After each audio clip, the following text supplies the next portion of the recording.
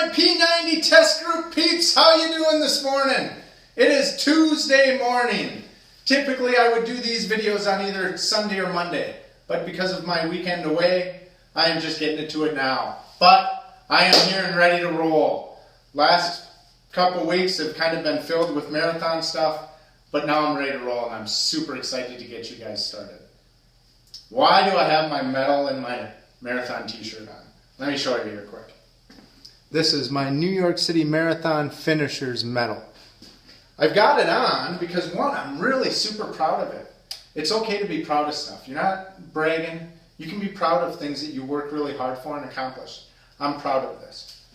More importantly, I want to talk to you about the correlation between running a marathon and doing P90. This is P90. It is not P3, P14, P30 even. It's P90. 90 days long. Just like a marathon is 26.2 miles. Some of you guys may be looking at that saying, wow, how am I going to make it 90 days? Just like I did with the marathon, thinking, how am I going to make it 26.2 miles? You're going to make it because you have me and the rest of the group supporting you. And because you are doing the things that have been asked of you to set yourself up for success. Like scheduling your workouts, getting your meals and diet prepared, all those things, doing measurements and pictures, all those things to set yourself up for success. Now, during this 90-day journey, just like during a marathon, sometimes are going to go better and be smoother and easier than others. There's going to be days and weeks during the program you're going to feel strong and on top of it and like you're kicking butt and you're like, I got this, I'm going to kill it. Just like I did. There were miles during the marathon where I'm like, this is easy, I'm going to keep this pace up the whole time. I'm on mile 3, 4, 5, I'm feeling pretty dang good. Right? You're going to have hopefully a lot of times like that. But then there are going to be times, like in a marathon, what's called hitting the wall, which is around mile, for me it was mile 17, 18, 19, where you're going to start feeling tired, you're going to feel sore, you might look at the scale and go, it's not moving like I wanted, and you're going to feel frustrated. You are going to have those times. Don't think you're not going to. Everybody has them. When I got into health and fitness, first time I did P90X, I had those times. You're going to have times that you want to quit.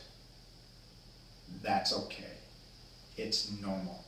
You are not a bad person for having those thoughts. But you are not going to quit. That is the difference between you in this program and you in the past. This time, you're not going to quit. Just like when I was running the marathon, and I was on that mile 18. I'm like, my hips hurt. My knees hurt. I'm 42 years old. I didn't train. I shouldn't be doing this. And I thought, no, I set a goal. I'm going to hit it. I didn't really care what my time was. I was doing it with the client, so it was irrelevant. All I wanted to do was finish and help her finish.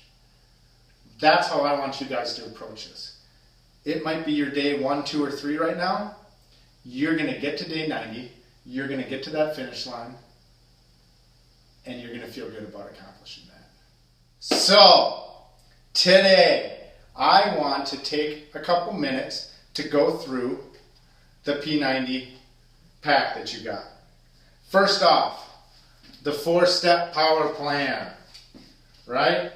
Step 1, and I believe everyone in the group has done this. Goals. Set your goals. I know a lot of us got to talk about our goals and post about our goals. Make sure you set your goals. Step 2, time to hit it. Not only should you schedule your workouts in Wowie, the online super gym, which if you haven't done that yet, I have a video posted on the page. Scroll down, you can find that, and it'll show you how to do that. But also, take your calendar, whichever one you happen to be doing, resistance-based or cardio-based. Put this somewhere that you're going to see it every day. I would recommend the bathroom mirror maybe up in the corner, put it up there, and use an X to mark it off. You know, maybe even a wipeable one if you're going to end up doing this again sometime.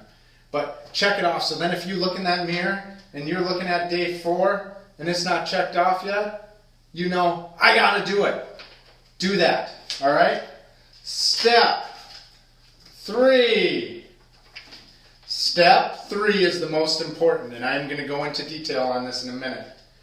Step 3, read your nutrition guide. I guarantee some of you opened up your box, you grabbed the DVDs all excitedly and grabbed those, and you took, that's okay. And you took this nutrition guide and you chucked it to the side. Don't do that.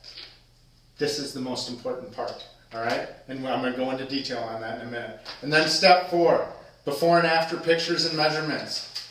You do not have to send me your pictures if you do not want to. I completely understand the reservations of not wanting to send pictures of yourself out in shorts and a sports bra or a t-shirt or whatever.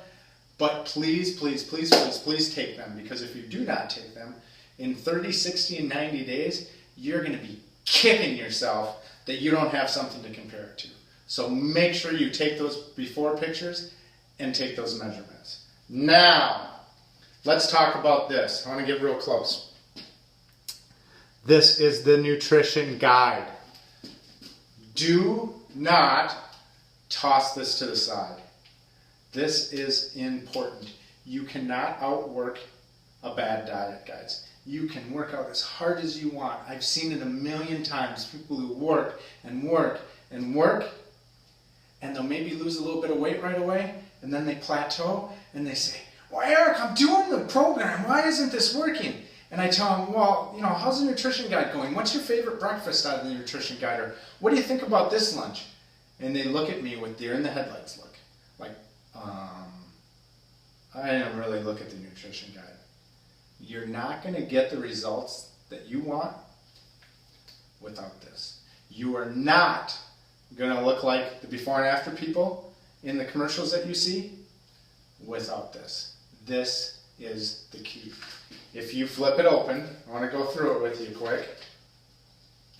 Figuring out your calories. You're figuring out if you're sedentary, moderately active, or highly active during the day. So if you've got a desk job, you are sedentary. Take your weight and times it by 11. Then you just subtract off 500 or so to make a calorie deficit. And then just round. So if you're at 2,500, or if you're 2,532, when you multiply your weight times 11, take 500 away, you're at 2,000. So you want to be at 2,000 calories a day. That will create a calorie deficit, which, eat less than you burn. If you burn more calories during the day than you eat, you will have success. Number 2, stick to the schedule. Schedule meaning not just the fitness schedule, your food schedule. If you look at this, breakfast within an hour of waking up, snack 2 to 3 hours after breakfast, lunch 2 to 3 hours after morning snack, another snack 2 to 3 hours after lunch, and then finally dinner, which you need to eat 3 hours before you go to bed. Do not wait till too late in the night to eat dinner. If you need to, some days that's going to happen, but try not to eat dinner too late at night. It is the number 1 meal that people have problem with, is eating dinner too late. Step 3, hydrate. You gotta drink your water, people. And there's a neat little thing in here. Take your weight, divide it in half, that's how many ounces you should have. So if I'm 200 pounds, I should drink 100 ounces of water a day. I drink way more than that. I drink a ton of water. Goes over Tony's top 10 food rules. Read that. I won't go over those with you. Then we've got step 5, control your portions. Guys, I'll see people a lot of times eat pretty healthy, but their portions are so out of whack that they'll eat so much. If you look at this, it talks about the hand method and what a palm, like the palm of your hand is half a cup and so on. Take a look at this. Step 6. I want to bring this close. Don't undereat. In all my dealings with personal training and meeting with clients one-on-one, the biggest failure or advice, whatever, that I can give people is don't undereat. So many times I deal with clients who right away, even though I tell them you gotta eat, they'll go into starvation mode. And they'll lose some weight right away. You'll always lose a little weight if you're in starvation mode, meaning you're eating way too little of calories. Eventually your body is not going to like that, and it's going to protect itself. It's going to say, you're not giving me enough energy, I'm going to hold on to this fat because I don't trust that you're going to give me any food. If you fuel your body with what it wants, it will release the fat, it will release the weight, but you got to give it what it wants. So this week, this first week, if you're starting to feel hungrier, awesome. That is the best thing I can hear from clients is when they're saying, boy, my appetite's really up.